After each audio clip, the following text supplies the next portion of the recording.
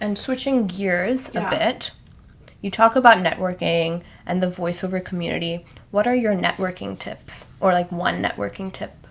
Go to as many things as you can. Events, meetups, conferences, parties. Parties is a big one.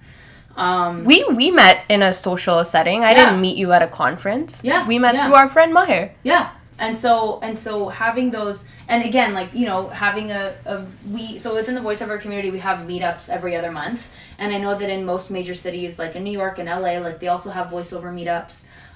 There's big conferences that happen every year. There's one in Atlanta. There's one in Vegas. There's one that happens in Toronto. And what I found most beneficial with networking specifically was just talking to people about things other than your job. Yeah. So I go to these events and it's like, we don't talk about voiceover. We literally talk about everything else. And then those connections that are forged give you jobs later, or people have you at like top of mind.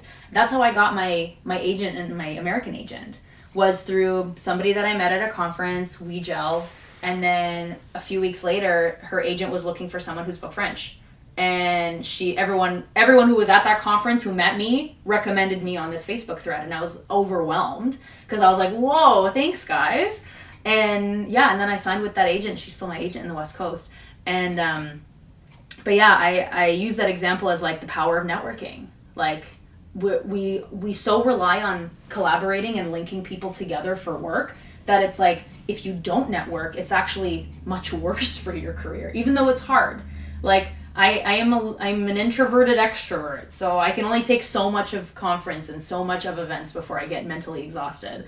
But and if you're like that, like, just pace yourself. Yeah, pace yourself. Pace yourself. Don't burn yourself out. And if you're a conference goer, again, I highly recommend conferences, purely from a networking standpoint. And figure out if you're a daytime networker or a nighttime networker. Ooh, I never thought of it that way. So if you're a daytime networker, maybe you're somebody who likes to go for coffee, who has more energy during the day. If you're at a conference, you make a lot of your you know, whether it's business talk or personal talk, whatever it is, during the day. But if you're a nighttime networker, maybe you like to drink, you like to go out, you like to party, and then maybe you're going to go party with those people. So it's just a different setting, and usually people fit in more than one or the other. I would say I definitely fall into the nighttime networker just because it's a more relaxed environment. If you're at a party, you know, there's snacks, there's alcohol, there's music, sometimes there's karaoke, and you can just kind of like have a good time and relate and, you know, network with the people that are there and forge those connections. Because I'm someone who has historically felt that even the word networking really used to turn me off because it had a lot of connotations of like sleaziness and like wanting to take advantage of people. And like, if you speak Urdu, like there's this phrase like fayda uthana, which is like to like use somebody. But I love what you were saying about just connecting with someone on a personal level. So it's not sleazy. You're not trying to use other people. You're trying to help each other. No. Think of networking that way. And you want to help each other, but you also, one of the key things that, and I learned this through people that I know who are really good networkers, and I just kind of would like tag team with them. Oh, have a buddy. That's like the best thing. A wing woman, a wing man. Have a buddy so that you guys can start together and then maybe branch off to your separate paths, and then meet up again and kind of like, you know, for lack of a better word, exchange notes. To be like, oh, I met this person, and I met this person. Oh, maybe we should all hang out, you know? So back to what you were saying about like, oh, you always thought like networking meant like it was like sleazy or whatever. There will be a lot of people who just have that intention.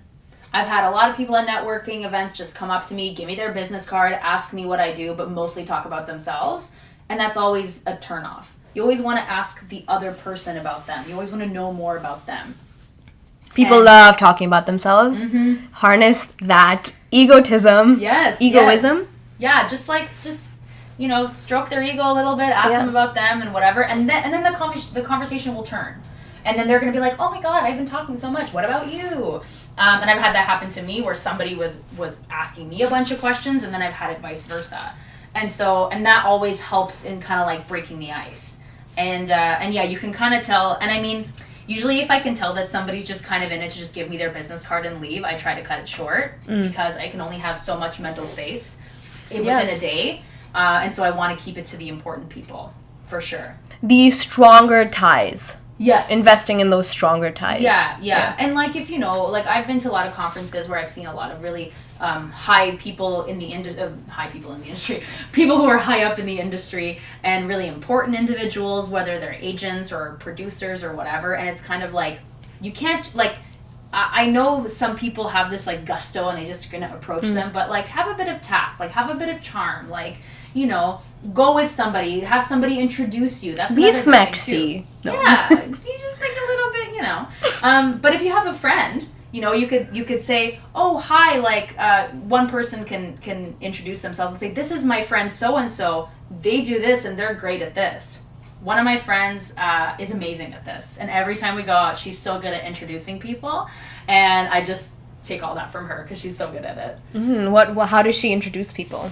She just will like say, oh, hi, so-and-so, I'd like you to meet so-and-so. They do this and this, and oh, they're so amazing at that. And aren't we having a great time at this party? And so it'll just kind of break the ice. Yes. She's not just like, this is this person's name. She's like, here's some context so you can pick up on things to connect with this person on. Exactly. Yeah. That's a good tip. And if you have a really good winged person, then they will, if they know the person they're introducing you to, will say, oh, like, oh, you have a dog? Oh, they also have a dog. And then you can, like, have a point of connection. Have a dog date. A dog date party conversation. Your dogs can date in the park. And you can talk about business while your dogs date. Perfect. That sounds like a cute afternoon to me. Right. Switching gears a little bit again. How do you identify and how does your identity play into your work? I mean, we talked about this a little bit with the accents and speaking different languages. Is there any other aspect of your identity that you would say plays heavily into the businesswoman, the entrepreneur that you are? Identity is a very interesting topic because I think that, I don't want to say that it shifts, but it's what you decide to like bring to the forefront. Like there's so many things that, and there's so many, everyone is so multifaceted, and it's kind of the amalgamation of all those different things. So it's like, you know, what your upbringing was, what your teenage adolescence looked like, and then what your like young adulthood going into adult, like how those all melt together just kind of create this identity. And so, you know, obviously some people are very like proud of their heritage, and I'm proud of my heritage, but it's not an identifier for me. Yeah. It's just a part of who I am. Like I identify myself as a strong, independent woman who runs a business and who's also an artist. And so that kind of fits under my quote-unquote identity box. So like you would say what you bring to the forefront, you strongly present yourself as an entrepreneur? Yes. Yeah. I would say above everything, it's entrepreneurship just because of the way that I have now made my brain work. My brain works in an entrepreneurial way because before entrepreneurship was ambition. And so ambition led to that. Can you talk about what it means to have an entrepreneurial brain?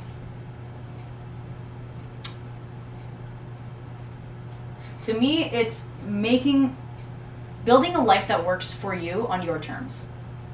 So, you know, I would always see different people kind of live by this, and we see this a lot with like these MLM companies where they kind of, you know, try to bring you in with that kind of lifestyle. And to be honest, when I was part of that MLM company, it was attractive to me. I would see these women in their like mid 40s, late 50s who just like switch their life around, and I said, why can't I apply that to my art? Why can't I be that? But like, and at the time I was just getting into voiceover. I was like, why can't I do that with voiceover? And so it's just kind of like switching the artist brain, the artist ambition, to becoming like business person ambition or entrepreneur ambition. But yeah, I think it's not for everybody. A lot of people are very content to just work a job that they have security in, where they have benefits, and there's no problem with that. That just wasn't something that was attractive to me. I always wanted to be in charge of as much as I could, which is like my type A personality, and to be in control of of my finances, where it's like, if I know that, let's say I want to make a big purchase, I have to hustle to make that money. I'm not going to stay at this one job that I know I'm getting a regular paycheck from, where there's not always room to grow. I think that was another thing too, where the initial reason why I moved from Montreal was because I didn't feel like there was enough growing space for me there. And so Toronto was really attractive because I said, oh wow, there's a lot more work that I have to do to get to the height of like success, quote unquote, which attracted me to the city. And I think having this like kind of open ceiling to keep growing is that like entrepreneurial brain of ambition of just like, yes, we can keep building and keep building. I'm someone who likes or who prefers to be the little fish in a big pond as opposed to the big fish in a little pond. I agree. I feel the same. Yeah. Because I would, a lot of people would be more comfortable being the big fish in a little pond because you kind of like see the success quicker. But then I feel like you reach a certain point where you're like, well, what's next? You get capped, and I think like you are gonna constantly get capped in your life. And like my motto has always been, if I am like, this is gonna make me sound a little bit arrogant, but if I'm the smartest, funniest person in the room, I go to a different room. Because you're not challenged. I know that is the moment I have to leave. If I'm not learning at a job, that is the moment I have to apply for a new one. That's kind of the reason why I incorporated too, because I had come to a point, and I was telling my mentor this, I was like, I feel comfortable.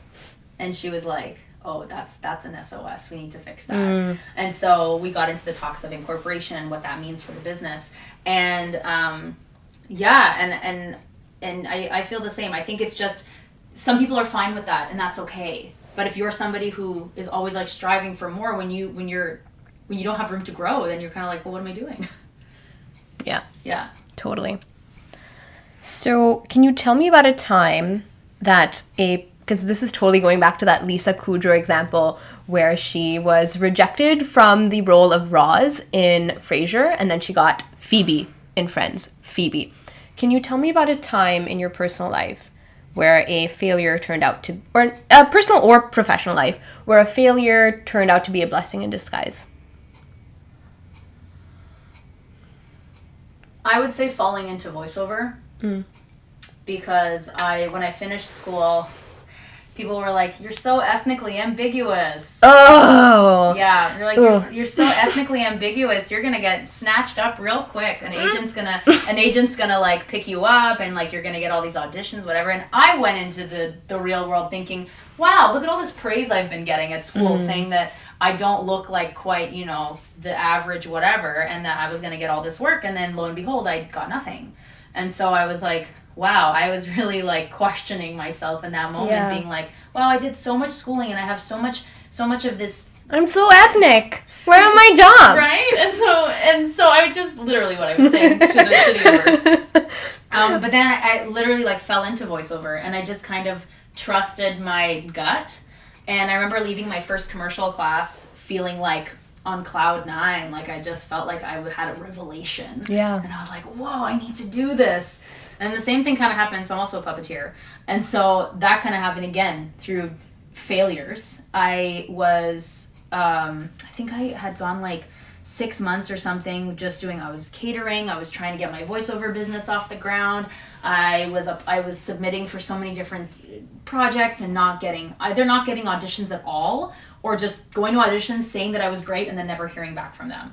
And so I was so desperate for a job that I saw this call that was for a Golden Girls puppet show. And I was like, okay, impressions. They're like, we're looking for impressions or like very light impersonations. Voice stuff. Of characters, right? And so I was like, oh, okay, great. I was like, I can kind of do impressions and impersonations. Let me audition for this thing. I don't know how to puppet, but I'll figure it out. Yeah. And I went to this audition. They loved my monologue. They loved my rendition of Sophia Petrillo.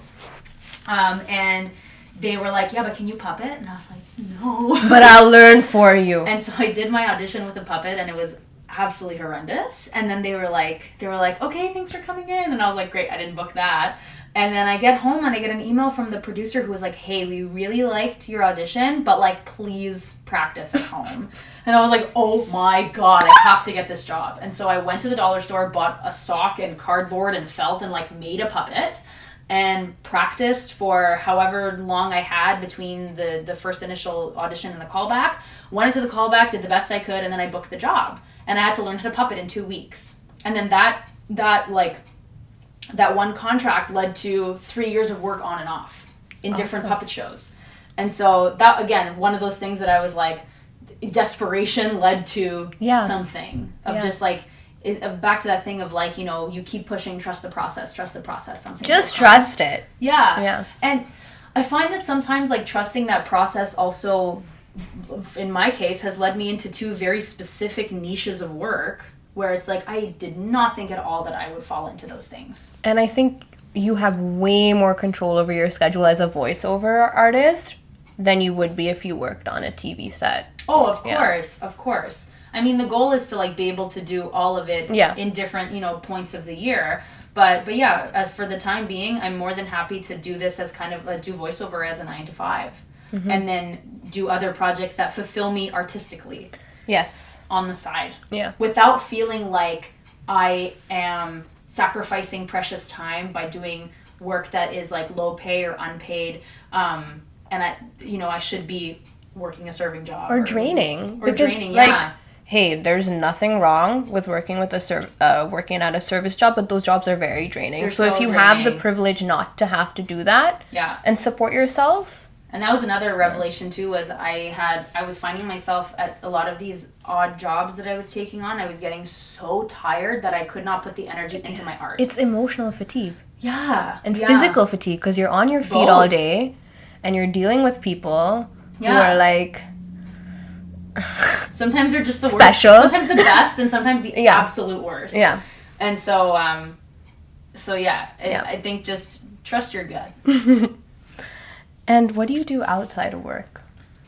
My job's pretty fun. Yeah. So whenever people ask me if I have any hobbies, I'm usually like, well, I just watch TV because that's what I do on my off time. But I do love to garden, and I love plants. I have many plants in my home. She has beautiful plants. Yeah, I have a little urban jungle. And I like to be crafty. Whenever I get bored and I have an itch, I'll like want to like you build something or like go to the craft store and just like I'm gonna like make something. And I also like to just work with my hands and physically see the growth. I think that's another thing that subconsciously pushed me into entrepreneurialism, is that I like to see the growth. I like to see a physical growth of something and see like I built that, like I did that, versus being plugged into something. Agreed. Yeah. Okay. And you mentioned TV. I've just got to ask, like, what's the TV show that you're watching lately? Oh, what am I watching? Honestly, I'm not watching anything right now. I'm like watching a lot of the Food Network. Well, you're busy right now because you're like doing a play and you're doing your voiceover. So like, do you have time to watch TV? Like, no, I have like regular like quote unquote cable, and so I'll just like. I have a PVR because I am that person. Grey's Anatomy, Modern Family, like whatever's on the PVR.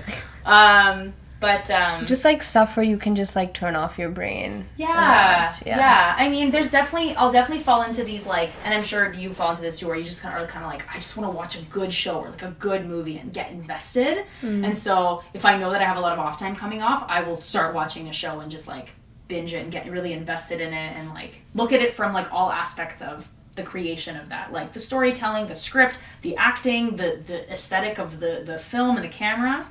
I'm sure you watch TV in a very different way than a lot of us do.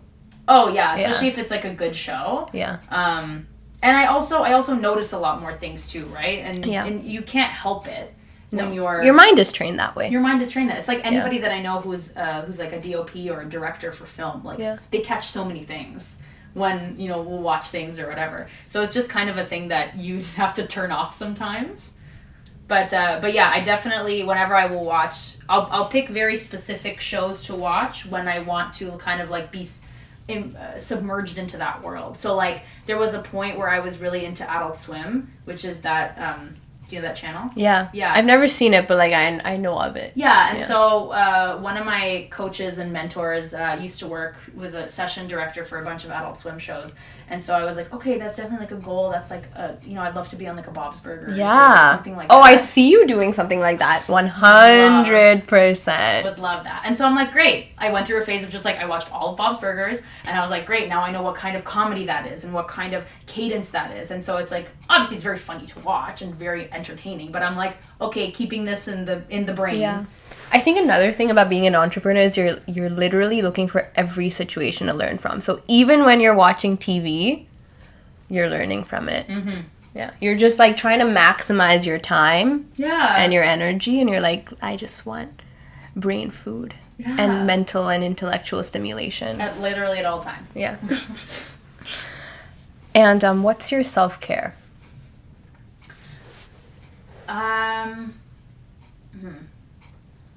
I love doing like spa days at home. I love a good workout too. Like I have a freaking spin bike in my house, so I love a good workout. But I also love to just like give myself like a face mask or like a hair mask and just kind of like sit in it, and then like when you do all that kind of self-care, and then you just feel like, wow, I just feel fresh now. Yeah. Yeah. I'm a new woman. Yeah, I just kind of try to give myself at least once a week to just kind of have that to kind of ground myself again. Because when you have a mask on, like you can't talk, like you can't do a lot of things, and so it's forcing you to just kind of sit and shut up. I feel that way about tea. You have to sip it slowly, so you are forced to slow down. Yeah, for sure. But I do like to just like veg on my couch and just like watch actually true mindless TV like TLC. Yeah, like truly mindless. Truly just like reality shows, which I still find are absolutely hilariously entertaining. Yeah. And that I definitely think plays into self-care, because then I could just kind of laugh at things and just like chill and be in my own space. I'm curious to know, as someone from an acting background, have you ever watched Bollywood? Because I'm like a true diehard like South Asian cinema fanatic. I'm not like, I haven't like truly gotten into it, but I know that it's like a whole it's genre. A world. It's a whole well world. Actually, like I think it's considered to be a genre, but there are like individual subgenres. Yes, within it, for sure, because it's like it's the Bollywood is the industry, not the genre. I would love to like watch a Bollywood movie with you and like hear your take on it. Well, I remember this was like 10 years ago. I watched Doom. Like that's not the movie I would recommend. Oh, I know. It's like very commercialized. Yeah, it's like it's the typical like masala flick, which is just like your action-y. Yeah, I think that's probably like the most very commercial. The most experience I've had watching Bollywood. I'm like a true Bollywood advocate. Love that. So what is your least favorite piece of common career advice? Like, what do you hear that just grinds your gears when you hear it? And you can take, like, as long as you want to think about that. What grinds my gears? What grinds your gears? Is that from Family Guy? It really grinds my gears. I actually, like, have not watched Family Guy. I feel like they say that. I feel like Peter Griffin, somebody says that in the show. I think I'm just, like, a wound-up person. Really gets my goat. Gets my goat. Something that really... Repeat the question.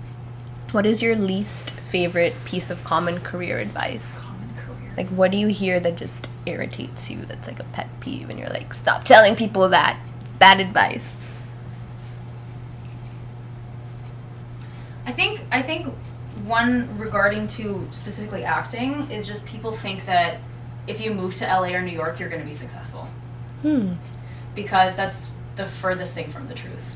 I had a director tell me when I was like 18, 19, and I was telling him how I really wanted to live in New York, and it's still very much like a dream of mine to be there, but he was like, be successful in the city that you're in, and like where you've kind of established yourself, make yourself like build a not necessarily a home, but just like a foundation somewhere, a base, and then go somewhere else. And the older that I've been getting and the more that I've been in this industry, I'm like, we're also so lucky that we live in a time where everything is on the internet and everything is so remote. I do so many of my jobs from my home studio for clients all over the world. She's been in Google commercials, guys. And they were all done in my home studio. And so it's like I have that awesome advantage now than maybe it was not the case 10, 15 years ago. But I think a lot of people are like, oh, like, you know, why don't you just like go to LA, go to Hollywood and make it work, like how they portray it in movies, where it's like, oh, you want to be a star? Go to Hollywood. And somebody had told me that there's a 2-year turnover rate in Hollywood. Ooh. Where like if you are an actor who moves there and you just kind of want to, you're going to all the auditions, you're doing the castings, you have to give yourself 2 years before you might be taken seriously, because people will give up within that 2-year span.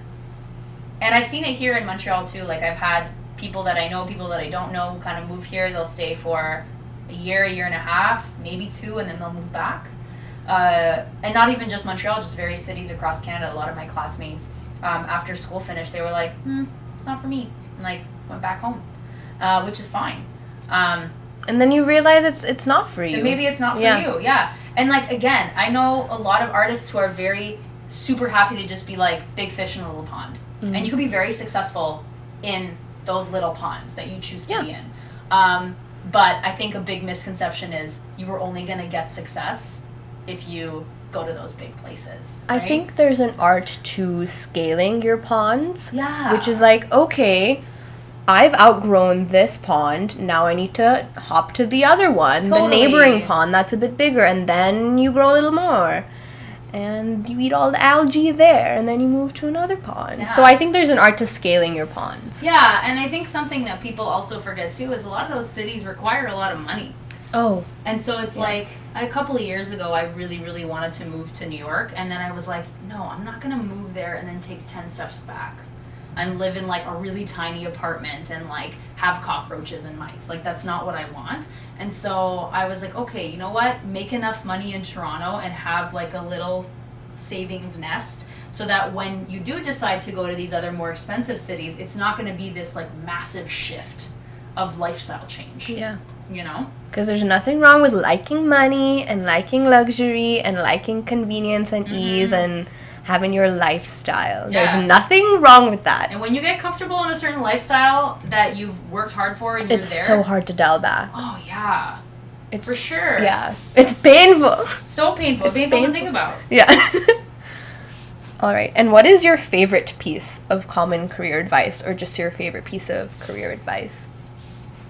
Be kind to yourself. Yeah. I have a lot of directors who said that to me, to others, to castmates. It's just something that I think we forget, that it's like, be kind to yourself, like forgive yourself. If you don't do the things that maybe you set out, but you accomplished other things, it goes kind of back to like celebrating the accomplishments and not harping on the quote unquote failures, which I don't like to call them failures, because everything happens for a reason. Reframe. Yeah. But yeah, I think be kind to yourself is the biggest one, because if you're not kind to yourself and you don't love yourself as who you are, and because we're in a great time of celebrating authenticity and celebrating people being their true selves, why not embrace that, right? And you can't embrace that unless you're kind to yourself. And I think being kind to yourself makes it way easier to take feedback and some like constructive criticism, because you can take that and be like, yeah, you know what, like I can accept that piece of feedback and also just be nice to myself and forgive myself. Like you can accept it and not take it so personally, because if you're at such a fragile place and somebody gives you feedback, even if it's not that intense, it can hit you really hard. It can be the way or the tone someone uses. If your day is off, can just hit you. So it's super important. I like that advice. Do you think it's more important to follow your passion or be realistic when it comes to choosing a career? Both, for sure. I mean, not mutually exclusive. Yeah, I don't think they're mutually exclusive at all, because you're working for 70% of your life? Yeah. You better like your job. You better like your career.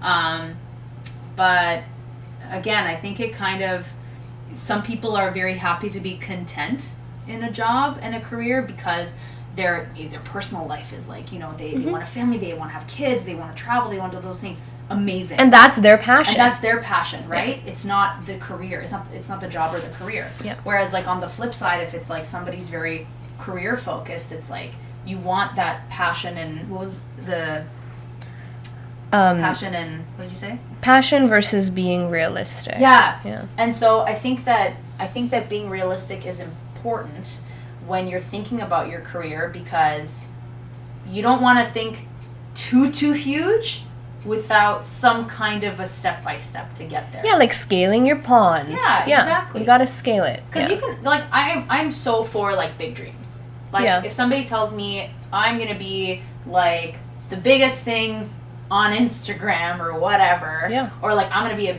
the biggest whatever artist in the world, like, great. That's your big objective. Cool, keep that. Like, don't lose that, what you want. And then the more you work towards what you want, the more specific that big goal becomes. And then it becomes more attainable.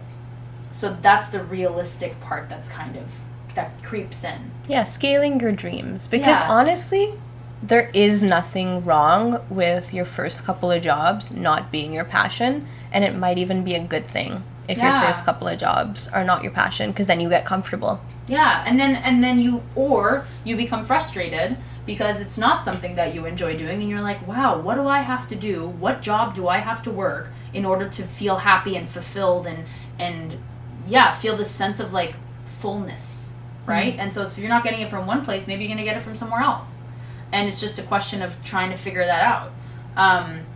But yeah, I don't think they're mutually exclusive. I think that there are a lot of people out there who are very realistic about work and who have a very specific plan in order to tick certain boxes off. And that could be fine, but if you're not fulfilled, then what's the point of that?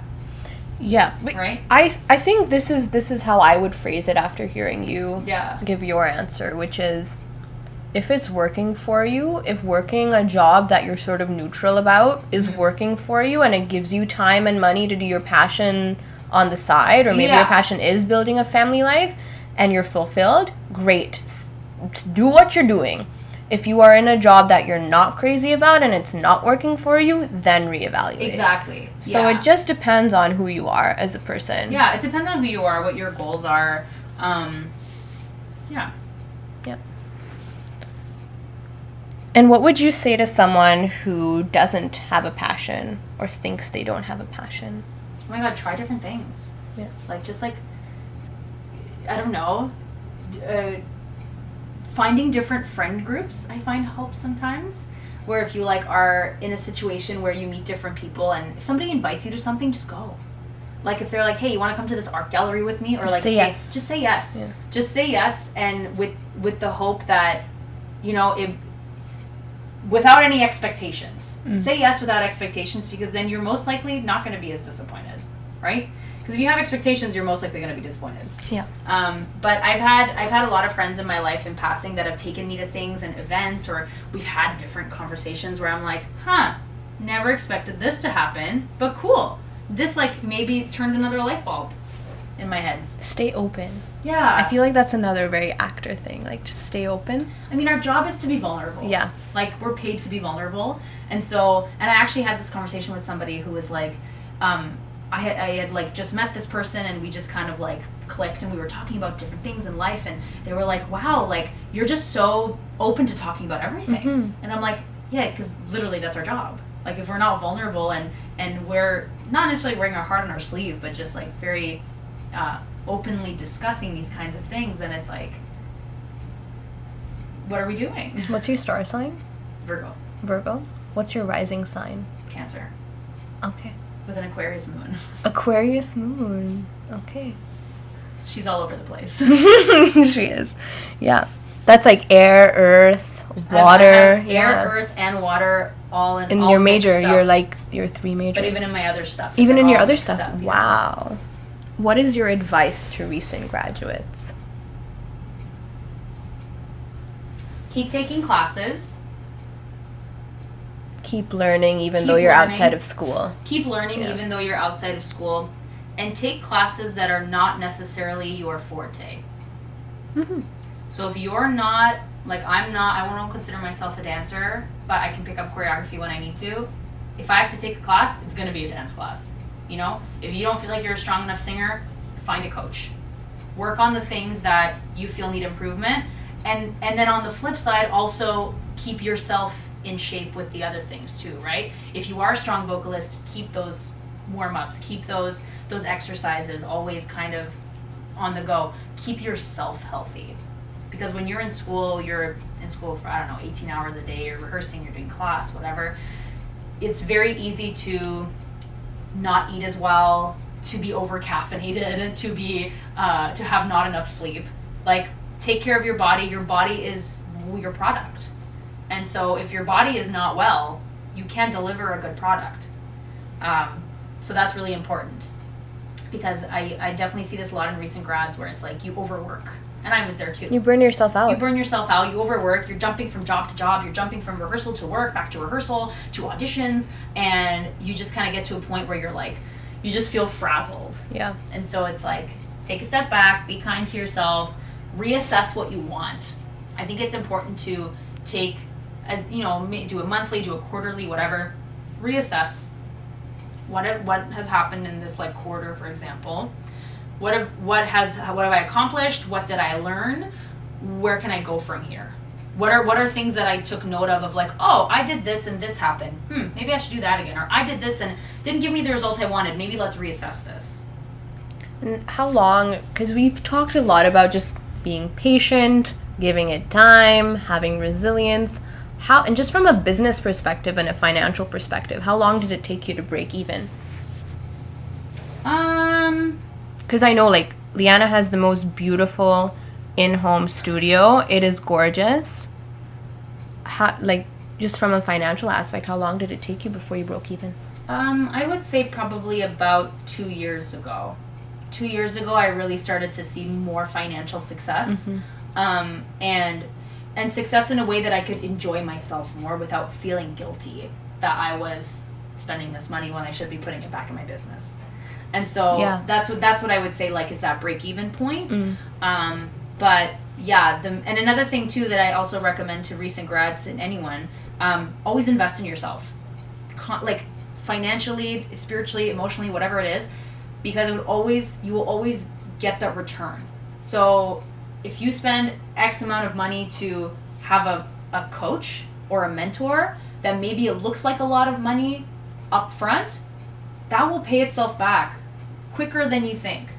Like, I paid off my booth within the first job that I got. Amazing. And so it's like, amazing. So it makes a difference when you invest money and time and effort into something that you care about, your career. It will always pay itself back. Even in like getting like self-help books or like, money books and reading up on it. It's like that information that you're taking in is subconsciously there, and it's gonna pay itself back. From the book aspect, I would recommend that everybody download the app Overdrive, get your library card, ask your librarian how you can get ebooks. If you have like an iPad or a tablet or a phone or anything, you can read ebooks for free really easily. So just a quick tip there. Good tip. Yeah. And where do you see yourself? What are your future steps? Where do you see this going? So the next steps are to branch out to the States. Mm-hmm. And to be able to, and I'm kind of in the process of this, I don't know how long it will take, but to legally get myself to work there, and like keep my corporation here and just do kind of voiceover in New York and LA. I do have an agent in San Francisco, which is great. And I have like contacts in different cities and stuff. So it's just a matter of like taking those steps, right? That's something that I thought was unattainable a couple years ago to now it's like, oh, okay, great. It's like not that far out of reach. And so, yeah, I think the next steps is that and kind of making my way to working with American companies, because the field that I'm in, like, especially even in just voiceover, like, all the big budgets, all the big projects are all, unfortunately, in LA. And so it's kind of like if I want to be on, like, a Bob's Burgers, then it's like I got to get myself out there. But you're scaling yourself for that. Yeah, exactly. Yeah. It's just kind of like baby steps. And when people ask me, like, oh, like, will you do film and TV and all those things? And I'm like, it'll come. Like, it will come in time. Yeah. I know that when I was just starting out, when I was out of school, I was kind of getting pigeonholed in a lot of different roles because of my ethnicity, and so that really bothered me. And so I said, I'm not going to do film and TV until I have a big resume to back myself up to say, hey, don't pigeonhole me in these roles, because I can do way more than just that. Yeah, or even when you get to a place financially and career-wise that you can say no to things. Yeah. And you're not so desperate that you're just saying yes to every job, even if you Exactly. find it demeaning. Yeah. Yeah. Yeah. I think things, getting into the spiritual side, I think everything comes to you when you're ready. Yeah. I think so too. Comes to you when you're ready. Yeah. The idea will come to you when you're ready. The mentor will come to you when you're ready. The book will come to you when you're ready. The job will come to you when you're ready. Mm-hmm. I especially think that with people. I always say, you always meet everybody for a reason. And a lot of the times it's a learning curve. It's a learning thing. Yeah. Like they teach you something or you're teaching them something. And then this kind of bond forms, and then, you either leave it at that or you grow with this person. And I've met a lot of people kind of like, quote unquote, by chance. And then I'm like, no, we didn't meet by chance. We met because of a reason. Yeah. Yeah. And then sometimes it shows itself up like 5 years later. And that's also living intentionally, you know? And what I mean by living intentionally is you are looking for the meaning in circumstance. You're looking for the meaning in interactions. You're not letting opportunities pass you by because you have an eye for them. Mm-hmm. And I just want to thank you so much for this conversation and giving me your time and letting me pick your brain. And I think this is going to be so valuable for so many people. Awesome. Well, thanks for having me. And do you want to tell people where they can find you on Instagram, Facebook? Yeah, I'm mostly on the Instagram. Is my social media of choice. It's just at Liana Bdéwi. And you can see all of my shenanigans of my day-to-day life on there. And I also have an Instagram for my business. My business is called Blue Jasmine Productions. It's not as active, that Instagram page. It's more of a portfolio. But yeah, you guys can follow me on there.